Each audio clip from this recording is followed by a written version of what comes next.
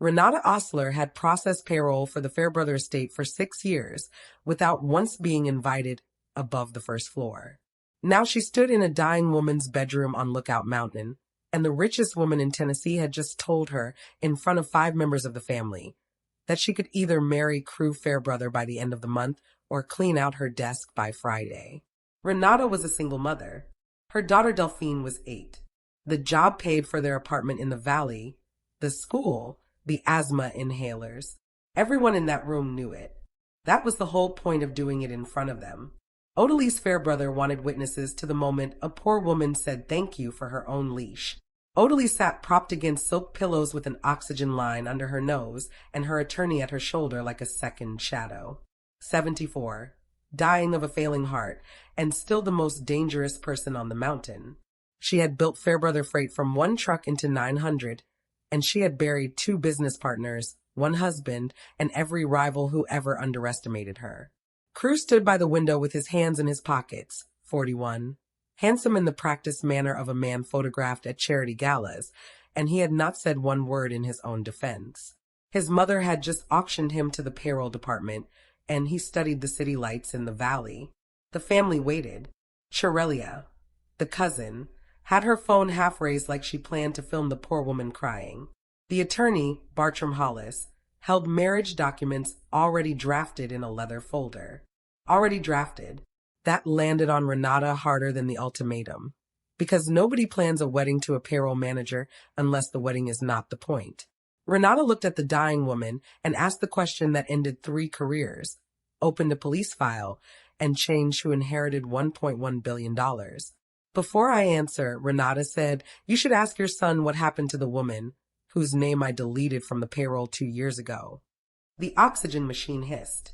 Nobody else made a sound. Her name was a sold van, Renata said. She lived on this estate. She was paid through an account that doesn't appear in any ledger the family sees. And 2 years ago, I was ordered to remove her from the system in 1 afternoon, with no severance record, no forwarding address, and no explanation. So before I marry into this family, I'd like to know what this family did to the last woman who lived in this house. Chirelia's phone came down. Bartram Hollis stopped breathing for a moment, and a man like Bartram Hollis never stops breathing. And Crew Fairbrother turned from the window with an expression Renata would spend the next month trying to decode. Because it was not guilt and it was not anger. It was fear. He looked at his dying mother with pure animal fear. Odalise smiled. It was the worst thing in the room. Get out, she said to her family. All of you. Miss Ossler stays. If you have ever known something was wrong at your job long before you could prove it, type new in the comments. The family filed out. Chirelia went last and left the door cracked an inch until Bartram reached back and pulled it shut. Then it was just the 2 of them, the machines, and the storm coming up the mountain. You know my daughter's name, Renata said before the old woman could speak. You put her school on the list of things I'd lose. Odalise nodded like that pleased her. Delphine, 3rd grade, asthma, the bad kind, 2 ER visits last winter. I learn everything about people before I buy them. You're not buying me. I'm not offering you a marriage either. You're too smart for the version I gave the family. So here is the real one. Odalise sat up with effort that cost her visibly. You found a sold van in my books. 8 months ago you ran 3 searches on an archived vendor account at 11 at night, from your own login. My security chief brought me the report. I've been watching you ever since, deciding what you are. A blackmailer asks for money. A gossip talks. You didn't either. You kept copies, and you kept your mouth shut, and you waited to understand what you were looking at. That's not an employee, Miss Ossler. That's a threat with patience. So the marriage is a muzzle, Renata said. A wife can't be forced to testify against the family. A wife with a daughter in private school has too much to lose. You're not finding your son a bride. You're burying a witness in a wedding dress. Odalise laughed, and the laugh collapsed into a cough that bent her in half, and when she came back up her lips were the color of ash. My doctors give me 5 weeks. I will not spend them watching a bookkeeper decide whether 50 years of work survives me. So, marry Crew. In return, permanent medical coverage for that child, the best pulmonologist in the South, every inhaler, and every specialist paid for the rest of her life, an apartment with no mold in the walls, and she never once watches her mother choose between medicine and rent. I have read your bank statements, Miss Ossler. I know exactly what I am offering you. Renata's throat closed, because that was the terrible part. It was not a bribe. It was everything she had lain awake begging the universe for. And if I refuse, then you learn what I do to threats. Odalise reached for the folder Bartram had left behind and let it fall open on the blanket. The engagement is announced Sunday. The wedding is the 30th of this month. You have 3 weeks to become family, and after that I stop offering. What happened to a sold van? That is the one question, Odalise said, that you will never ask again. Renata walked out of that bedroom and stood in the marble hallway with her hands shaking so hard she had to press them flat against the wall, because she had come up that mountain a payroll manager and she was walking down it engaged. She did not say yes. She said, I'll need until Sunday to think. And Odalise had smiled again, because to a woman like Odalise, a delay was a yes with paperwork pending. 3 weeks. That was the clock now. 21 days to find out what this family had done, or stand in a church and sign her silence into law. Sleep was finished for her. At 2 in the morning, she pulled a shoebox from the top of her closet. Inside were the copies. 6 years of anything that had ever looked wrong, because being poor had taught her one law the rich never learn. Paper is the only witness that can't be threatened. At the bottom of the box was the strangest document she had ever processed. The final paycheck of a sold van issued 2 years ago for $11,000, mailed to a forwarding address that turned out not to exist, returned to Renata's office stamped undeliverable, and never claimed by anyone since. It had never been cashed. Renata sat on the floor with that check in her hands until the sky went gray. Dead women don't cash checks, but neither do hidden ones. On Sunday, the Fairbrother family announced the engagement of Crew Fairbrother to Miss Renata Ossler in the Chattanooga paper, with a photograph of Renata that had been taken from her employee badge, and she found out about it from her sister, screaming down the phone at 7 in the morning. She had not said yes. She understood then that she had never been offered a choice, only a schedule. By Monday, the estate had a decorator in the ballroom. By Tuesday, a woman from a bridal house in Nashville was in Renata's living room with a rack of dresses and a tape measure, taking her measurements while Delphine watched from the doorway with her arms crossed like a small suspicious judge. And in the middle of all of it, Renata kept working the ledger in her head, because they had made one mistake. To marry her, they had to give her a bride's access. Nobody searches the bride. She used it. On Wednesday, invited to the estate to review the guest list, she walked past the guest list and into the family office and photographed 40 pages of the trust's outside payments with a phone in her lap, and her hand shook so hard that 11 of the pictures came out useless, and she still walked out with 29 that didn't. That night, in a bathroom with the fan running, she found it. A recurring monthly wire, 2 years of them, unbroken, categorized as conservation land maintenance. Land does not bill monthly. Land bills once a year in taxes. Renata had spent 6 years learning what an expense category looks like when someone is embarrassed by it. Something was being paid for every 30 days, and the payments had started 11 days after a sold van disappeared. Bartram Hollis came for her on Thursday. He arrived at her apartment uninvited and sat on her couch like a man collecting rent and slid a single page across her coffee table. A prenuptial rider, he called it. Renata read it twice. Buried in paragraph 9, in language built to be skimmed, was a clause acknowledging that she had never accessed, copied, or retained any financial records belonging to the Fairbrother estate. They weren't marrying her. They were paying her to have never seen anything. Sign it now, Bartram said, and the medical trust for your daughter activates Monday. There's no reason to wait for the wedding. There was every reason. If she signed, they had her before she had them. And then she saw it. Paragraph 11. A second acknowledgement, tucked below the first, stating that she had no knowledge of any current or former estate resident receiving medical care off-site. Medical care. Nobody had said one word about medical care. Renata put the pen down. She thought about Delphine's inhaler. She thought about the school bill due on the 1st. Her hand actually moved toward that pen, And anyone who says they wouldn't have reached for it has never stood in a room where the rent and the truth were enemies. I'll sign it at the wedding, she said, with my own lawyer in the room. Bartram's voice dropped into a register she had never heard him use. Miss Ossler, people who wait end up with very complicated lives. He left. Renata went to the sink and threw up. Then she sat down and understood what paragraph 11 had just handed her.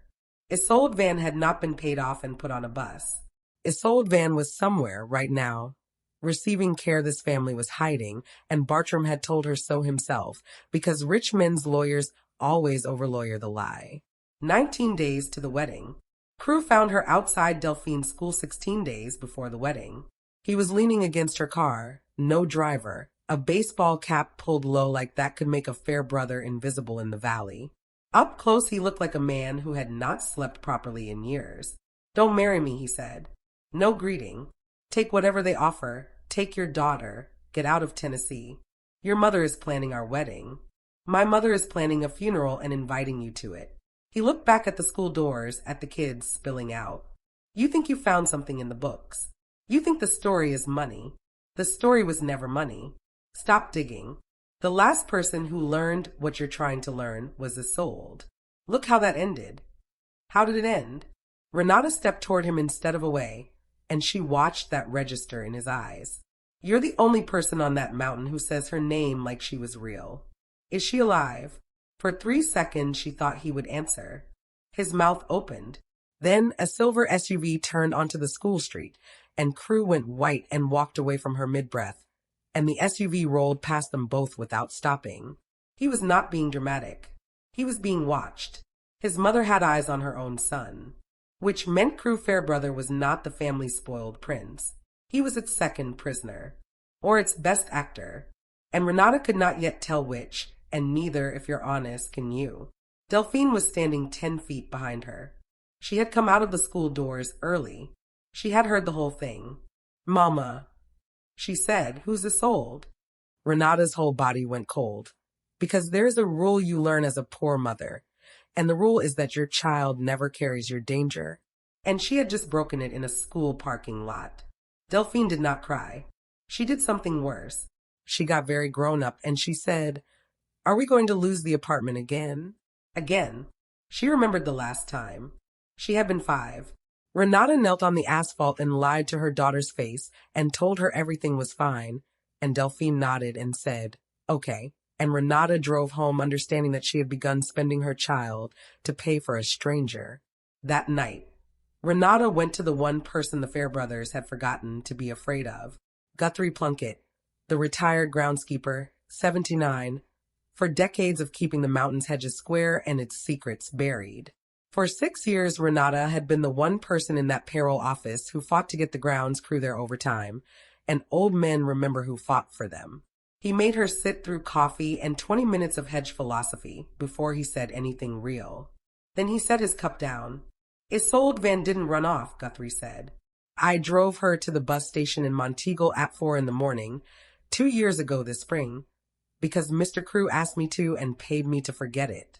She sat in my truck the whole way with her hands crossed over her stomach. Not crying, guarding. Renata's skin went cold. Guarding what? I raised 4 children, Guthrie said. I know what a woman guarding her stomach means. He wouldn't look at her after he said it. He turned his coffee cup in a circle on the table twice and studied the window over the sink like a man waiting for a bus that was never coming. Renata looked down at her own right hand. She was the one who had typed the deletion. 2 years ago, on a Thursday afternoon, an order had come down from the family office, and Renata Ossler had put her fingers on a keyboard and removed a pregnant woman from the world of paper. She had not asked why. She had a daughter and a job and a mortgage of fear, and she had not asked why, and she would have to carry that for the rest of her life. Mr. Crew was crying when he handed me the money, Guthrie said. I never told anybody that. Man his age, crying like a kid in the dark by the garage.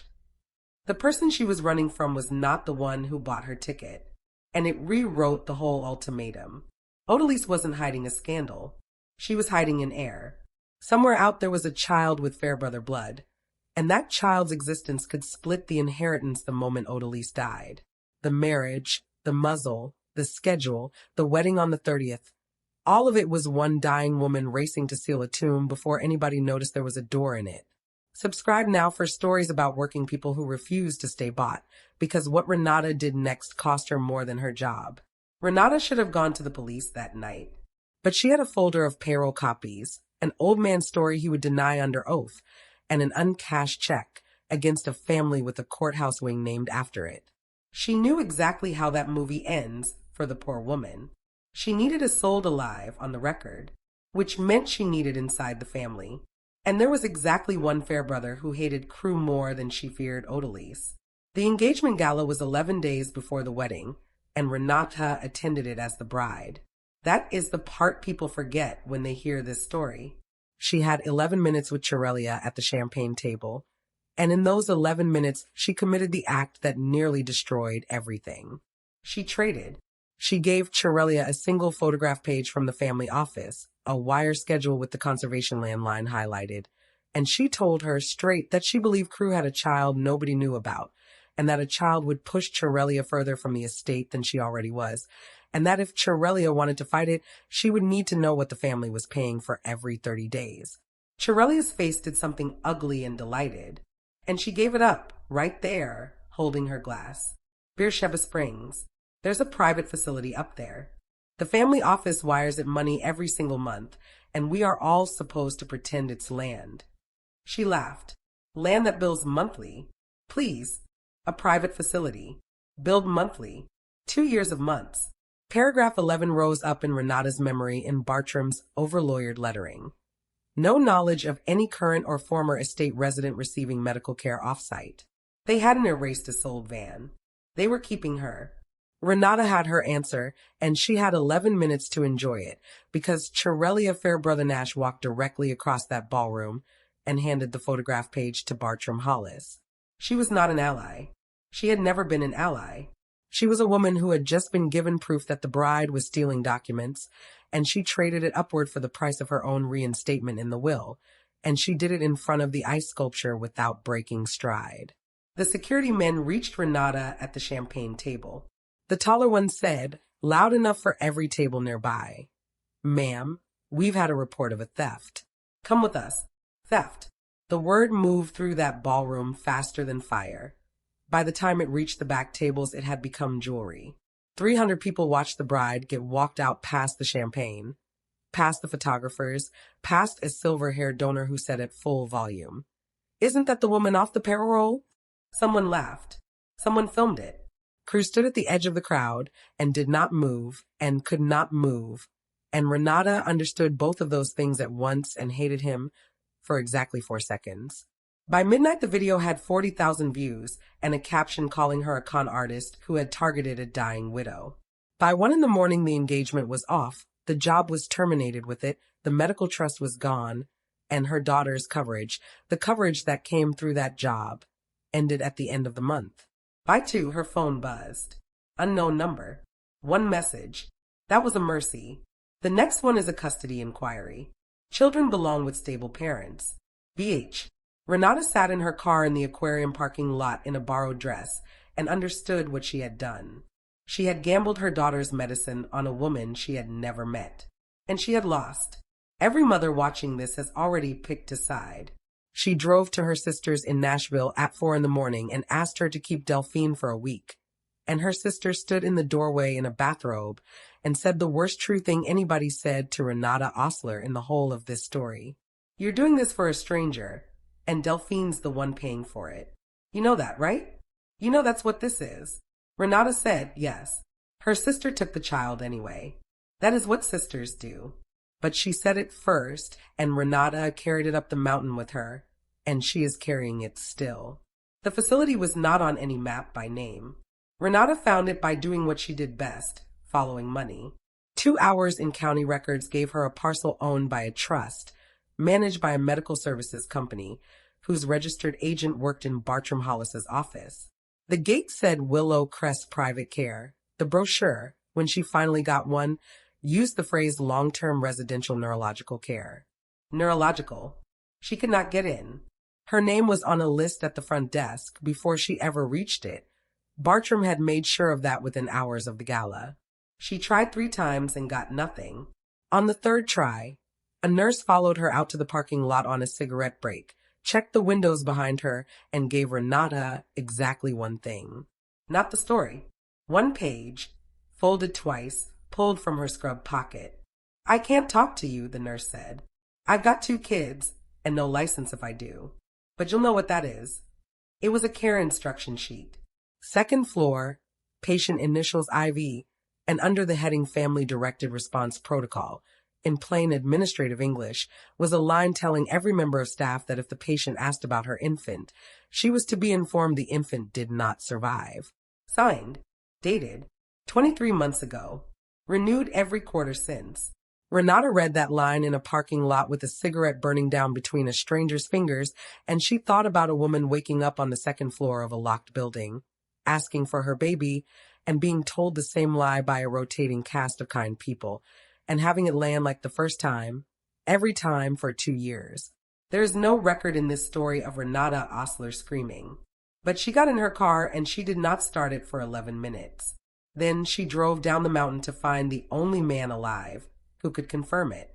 Crew was sitting on her stairwell in the dark, and when she reached the top step, he said, "You went to Willow Crest," and his voice broke in the middle of the name. And Renata watched 41 years of gala polish come off a human being all at once. She did not tell him. She handed him the page. He read it standing up. Then he sat down on her stairs like his legs had been taken away. And he read it again, and he made a sound Renata had never heard a grown man make. And she stood in her own hallway at midnight and let him. "She's alive," he said. Not a question. He was checking whether the words worked in his mouth. 2 years, Renata said. 20 minutes up the road. What he told her on those stairs in pieces was this. Isolde Van had been the estate archivist, and Crew had fallen for her in the catastrophic manner of a man who had never once been allowed to choose anything. They hid it for a year. Then she was pregnant, and they went to his mother together, holding hands like children, and told her they were getting married. My mother smiled, Crew said, and asked Isolde to stay for dinner, and I thought we'd won. 3 days later, Isolde told me my mother had offered her $200,000 to end the pregnancy and disappear, and had described, in detail, what happens to people who refuse her. So I did the only brave thing I have ever done.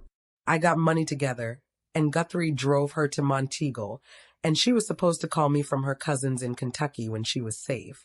She never called. 8 days. Then my mother walked into my room, put a photograph of a wrecked car on my bed, and told me Isolde had died in an accident outside Nashville. Her and the baby both. And that if I ever spoke her name in public, or grieved her, or went looking, she would make sure the accident got investigated. And that the investigation would find that the last person Isolde fought with was me. Renata sat down on the step below him. She told the mother her baby died, she said, and told the father the mother died. 2 lies, Crew said, aimed at each other. Nobody looks for the dead. There was never a wrecked car. There was never a wrecked car. He pressed the heels of his hands into his eyes. There was a woman with a head injury who never made it to Kentucky, and my mother got to her first, and my mother is very, very good at paperwork. How did she fall, Crew? He went silent. That's the question I have not been able to eat or sleep through for 1 hour since you said her name in that bedroom, he said. And my mother is the only living person who can answer it, along with one other thing. Where the child is. She has weeks left. If she dies without saying it, we may never find her. He looked up. That's her insurance. As long as she is the only map, nobody can touch her. The dying woman had made her own heartbeat the ransom. Renata Ossler did not go up that mountain to threaten anybody. She went up having already done it. For 6 days, she did not sleep more than 4 hours. She pulled every public filing that trust had ever made, and she found the conservatorship that had been granted over Isolde Van 23 months ago, and she found the signature of the next of kin who had petitioned for it, and there was no next of kin. There was a document signed by an aunt of Isolde's in Kentucky, a woman who had been dead for 4 years when she signed it. Odalise's people had pulled a real name off a real family tree and never checked the obituaries. That was the whole case, not the payroll. Not the check. 1 dead woman's signature on a live document, and 11 other filings carrying the name of the attorney who had notarized it. On Tuesday morning, 3 days before the wedding that was no longer happening, Renata Ossler drove to Nashville and hand-delivered the entire file to the office of the state attorney general, got a stamp receipt, and photographed the stamp. There was not one stolen page in it. Every document was a public record anybody could have pulled if anybody had ever thought to look. Then she gave a duplicate to a lawyer she had found in the phone book, and a duplicate to the newsroom of the Times Free Press, and a duplicate to the State Bar with Bartram Hollis's name typed on the cover in a font he would recognize. Then she drove up the mountain. Bartram Hollis was not at Odalise Fairbrother's bedside. He had not been there since the day before, because on Monday afternoon, the lawyer Renata had hired out of the phone book sent Bartram Hollis a formal preservation notice, a single page announcing that every filing bearing his signature was about to be examined. Renata had insisted on that courtesy. She wanted the rat off the ship before she boarded it. Both women understood the empty chair at the same second. The lawyer had already gone to save himself. Crew came in behind her. Nobody stopped them. Odalise looked smaller than she had 3 weeks ago. The machines had multiplied. But her eyes found Renata first, and there was still nothing dying in them at all. "You brought my son," Odalise said. "So you know." "We know Isolde is alive on the second floor of Willow Crest," Renata said. "We know what your staff is instructed to tell her about her baby. In writing, renewed quarterly. We know there was no car accident. And we know the aunt who petitioned for her conservatorship had been dead for 4 years before she signed it." "Or what?" Odalise asked, genuinely curious, the old dealmaker rising one last time. "The police? Bartram will have you in a courtroom for stolen documents before you park the car. The press? You're the woman filmed being dragged out of a gala for theft. Every road you could walk. I paved against you a week before you found it." "I walked them yesterday," Renata said. She put the stamped receipt on the blanket. "That's the Attorney General's office, 9:40 in the morning. The State Bar has Bartram's 11 filings. A reporter has the protocol sheet. And your lawyer isn't in this room, Odalise, and you and I both know why. Men like Bartram don't go to prison for their clients. They arrive early to the deposition. You taught me that. 6 years of watching this family taught me all of it. Silence, except the machines. So I'm not here to make a threat," Renata said. "It's already happening. You'll spend your last weeks watching your own attorney take your empire apart on the evening news. And the Fairbrother name, the only thing you have ever actually loved, will not be a hospital wing. It will be a case number." Odalise said nothing for a long moment. Her eyes went to the receipt on the blanket and stayed there. She never touched it. "And you came anyway," she said. "I came for one thing. You still have that a courtroom. Can't get out of you fast enough." Renata leaned forward. "You have days. That child has a lifetime. Tell me where she is." And then Odalise Fairbrother began, horribly, to laugh. 50 years, she said. "I've been waiting for someone in this family to negotiate like that." She looked at her son. "And I had to rent her from the payroll department." Then the laugh went out of her like a tide, and what was left in the bed was just a person, small and yellow and out of moves. "Signal Mountain," she said. "There's a house on Albert Road. The couple is paid through the conservation account. They were told she was orphaned. A breath. Her name is Ivy. They kept the name Isolde chose. That was my one condition. Another breath, longer. She has my mother's face. I have watched her through a fence for times. You may inform your court of that too." Crew made a sound that was not a word and was not crying and was both. "How did she fall?" he said.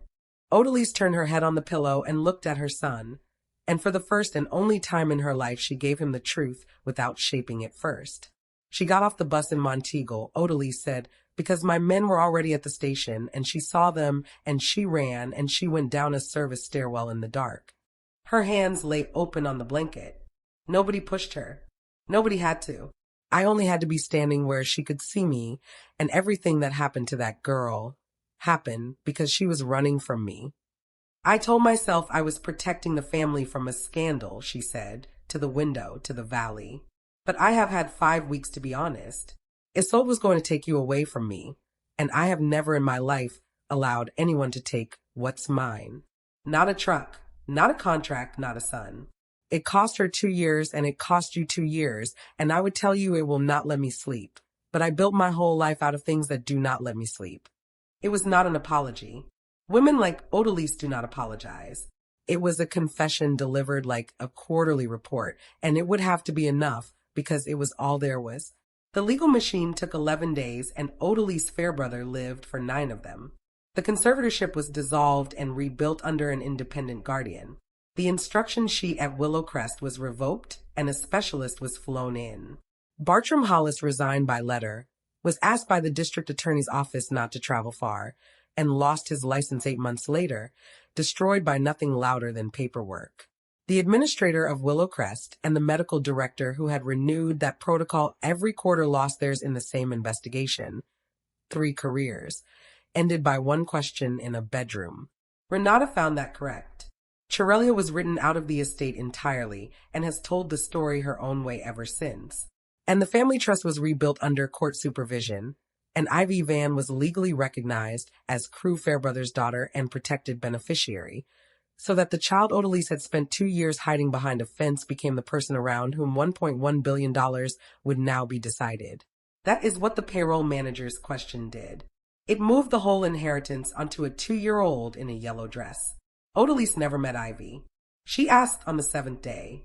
The independent guardian said the request would be reviewed on the timeline of the child's interests, not the grandmother's prognosis, and Odalise accepted that in silence because she recognized the negotiating position. It was her own.